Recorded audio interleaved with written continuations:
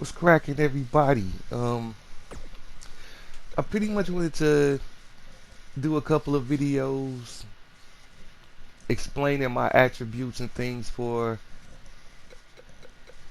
why stuff is the way it is and why you kind of get to the matches that you get to when you're watching my matches. So, basically, my attributes are not rated realistically for character performance. They're rated for AI performance. It's a it's a small but very necessary detail to realize. The AI in these games is not bright at all.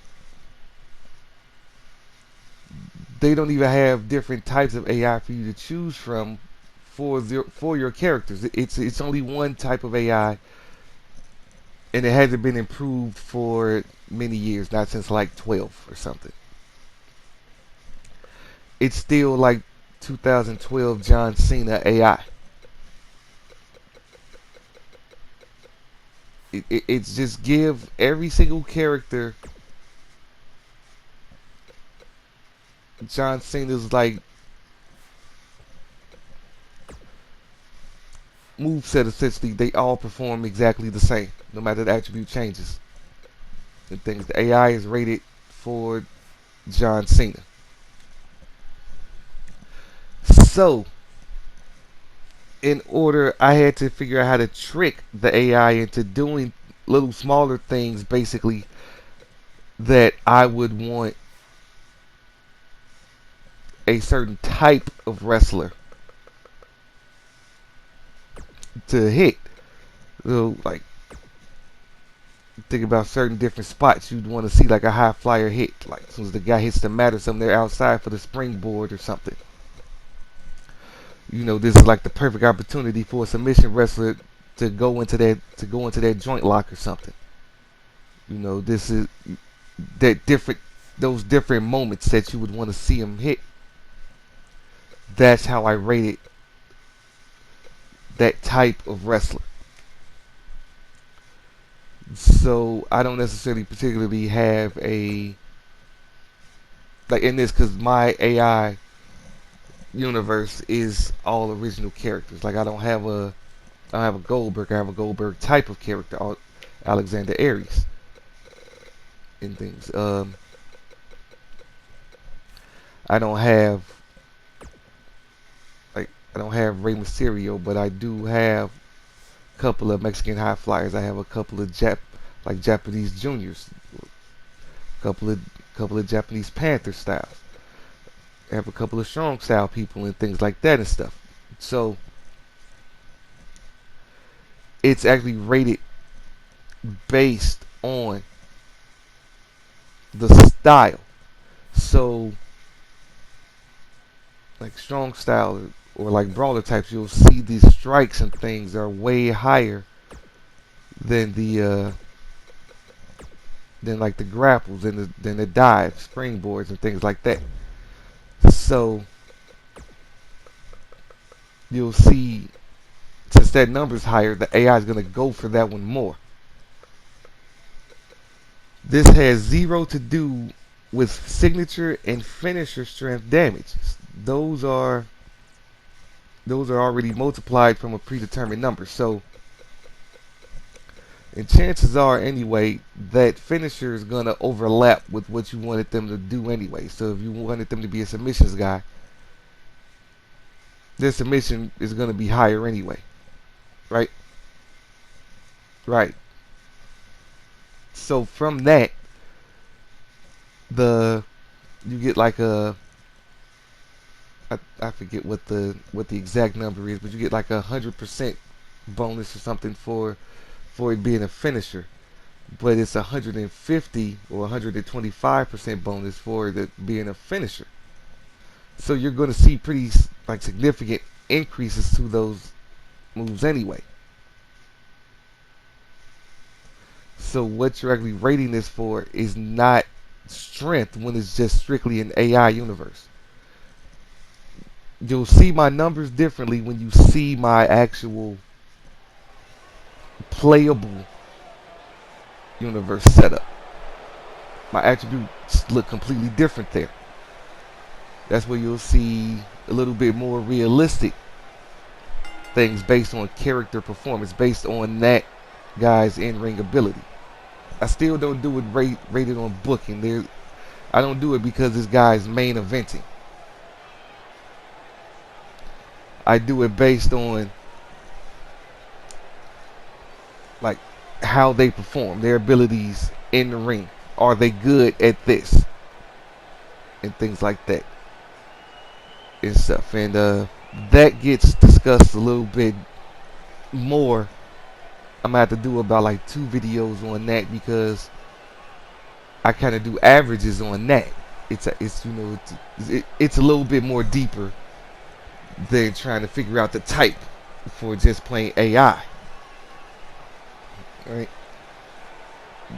There's real math in there based on averages and stuff. I'll watch like 10 matches each for that character. See how often they'll botch this and things, and that go how many times they botch something goes into subtracted from that number, and it's stuff involved in that. That's why I can't do like one type. I got to do one for the AI and one for the universe I actually play. But so back to the AI. All of my ratings are based on what I want the AI to do more of. So I can have stuff you'll see if you've seen. Took a moment, hit pause and things, and went back and looked at the 2 characters I've showed you their complete build, everything getting attributes. These 2 guys, Chase Coleman and Ultimo Serpiente. It's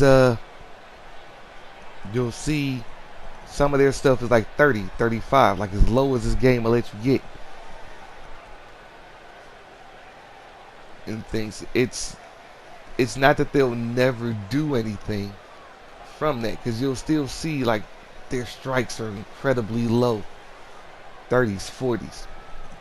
You still see a lot of them and things. It's what the AI is going for in those big choice spot moments is what gets the higher ratings. So when it's like a momentum shift or something, you're gonna see them doing essentially something that can guarantee them winning that match. Is what you'll want to see the higher rating of. That's what the AI chooses that higher rated thing for right there. And so that's what you want to base your overall on. It's like I don't go up to really don't go up to 100, but what I do is, so 75 is the high note. That's the one, like, oh, this guy is a he's a technical genius. Okay, but I would give, making that technical wrestler like that grappling 75, I would give someone like Kurt Angle, who brought home Olympic gold. Because he's supposed to be like, that's supposed to be the thing with him, is not only was he a technical genius, he was good enough to make it to the Olympics in place and win. So 75 is the benchmark for like proficiency. 85 to 90 is they're a genius at something.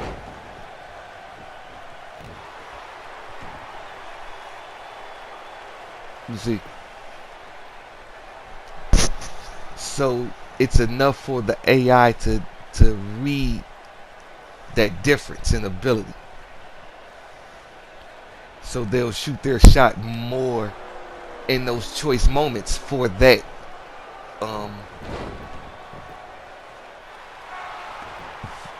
type of attack.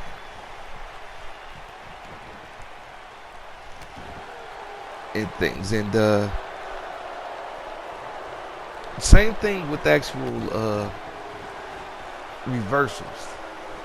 If you saw the reversal system, I got it.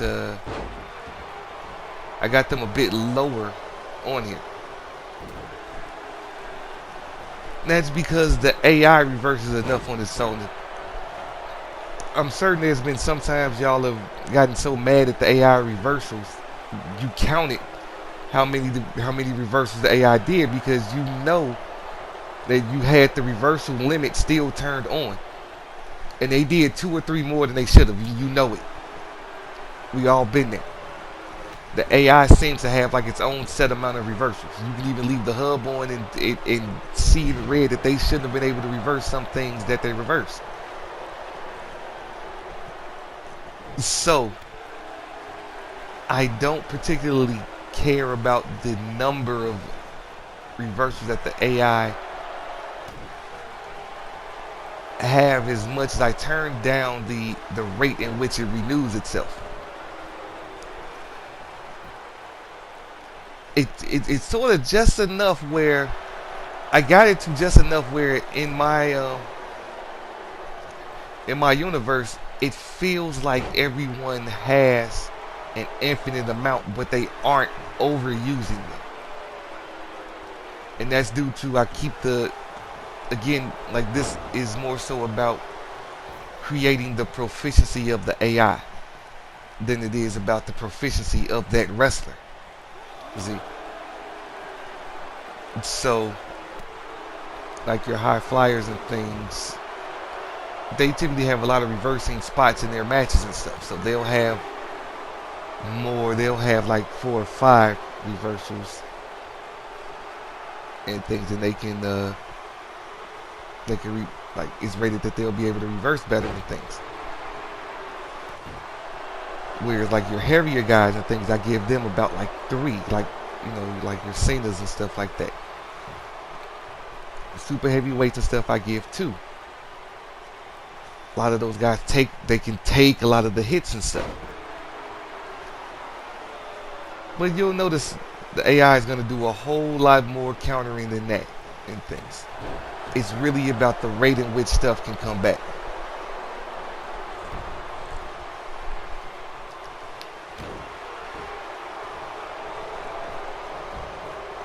So when you start rating it for what you realistically want the AI of that wrestler to do, you'll start getting the better matches and stuff. And I suggest don't look at it in terms of how hard something will hit, because if you're just watching the AI matches, you're going to have the hub off. You're not even going to notice any of that at all. You're going to actually notice how often they go for that move and things. Alright, it was like I almost got like a 10-point difference between these 2 wrestlers. That's why I picked them, to show you that overall rating does not matter.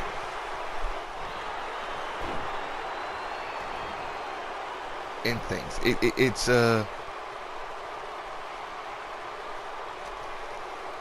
lot of these guys, in order to get their overalls bigger, like Big Show has springboard rating. How often have you seen him perform a springboard? The overall does not matter. Whether you're rating these guys realistically, don't pay attention to them having a high overall. But we'll get into that more, because my playable edits are rated more out of realism. These are rated out of what you want the AI to do with that wrestler. So, like if you have the higher grapple and things, and they have a grappler finisher and things, you want them to finish with that grapple, give them more of a higher thing. Now, are they just good? Because there's some guys like now, like your super heavyweight types, Are they more striking oriented? Are they more grab centric? Because chances are you're going to get to blended characters. Not a lot of people are just submissions. They're just strikes and things like that. You know. So I split the difference. Have a they might be excellent here and just okay here. So if you want to see the AI do more of a blend or whatever, bring the two numbers, bring the higher number down a little bit, and the lower number up a little bit to get the AI to kind of split somewhere in the middle and do a blend of the two things and things. You'll start seeing them do about an even number of strikes and even number of grapples in those two areas. Arm power being more your punches, your chops, your clotheslines, and things like that. Leg power being your kicks and stuff. Right. That's how you have to look at those, not by if you're doing this just for AI. You don't want to look at it in terms of the power. Look at it in terms of chance. Right? Because what you're doing here is setting up the AI to decide whether or not doing this thing is worth my time.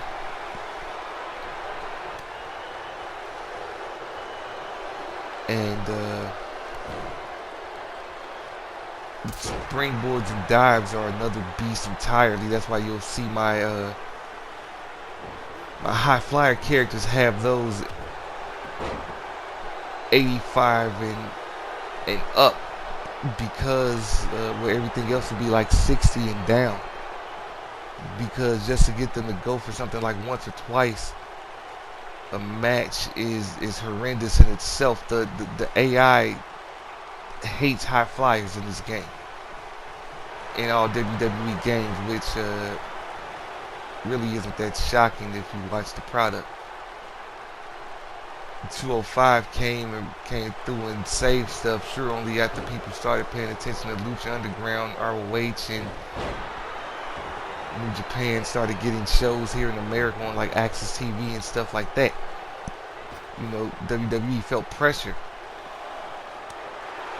But when no one's paying attention to any other program, WWE hates lightweight. They hate cruiserweights.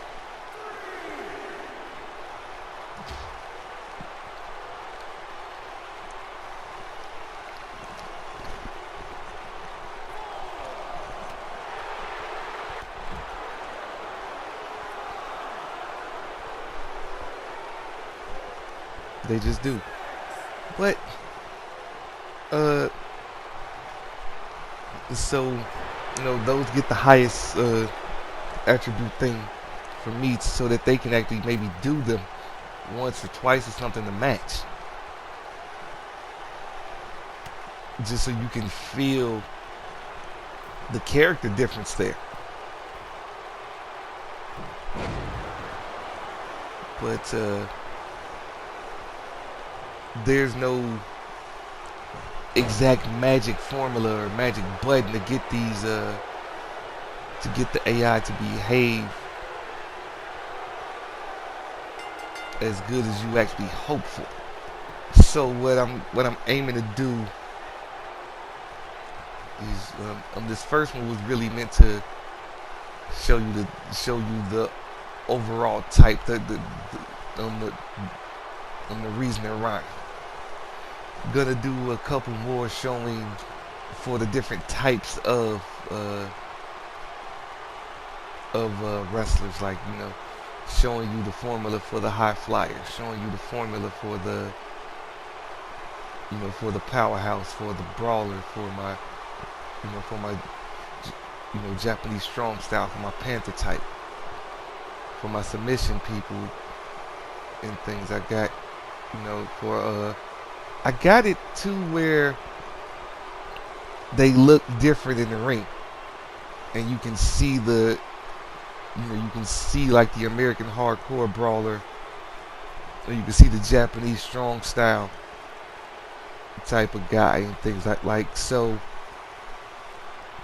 I wanted to make everybody aware of what's happening first, and then go into specifics. So yeah, if y'all like it, hit that like button, subscribe. Let me know what you all think. All right, there's gonna be a lot more of these from the playable side and from the AI side. So stay tuned. Know what I mean, peace.